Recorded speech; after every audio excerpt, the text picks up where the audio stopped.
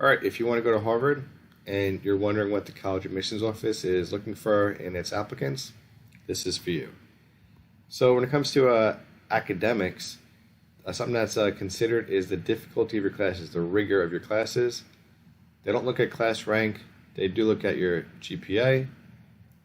They do look at your SAT or ACT. They look at your essay and your recommendation. Now, just so you know, this information is supposed to be ranked from not considered up until very important. So not considered, considered, important, and very important.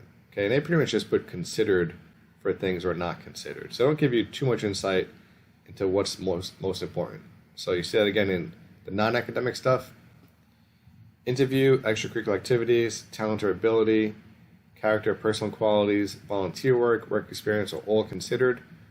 The level of your interest in going there is not considered. But even though it just says consider for these things, the actual scores of the students tell a different story.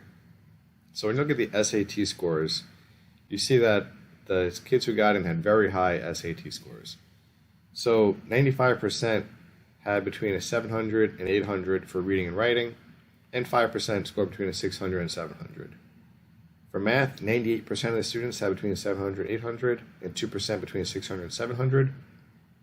But the real telling part is that when we look at where it says overall, the middle score on SAT was a 1550, right? So half the students scored a 1550 or higher, so pretty much a perfect score.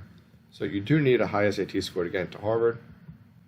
And if you look at the GPAs, 72% of the kids had a 4.0 or higher, 22% had between 3.75 and 3.99, and 4% 3.5 to 3.74.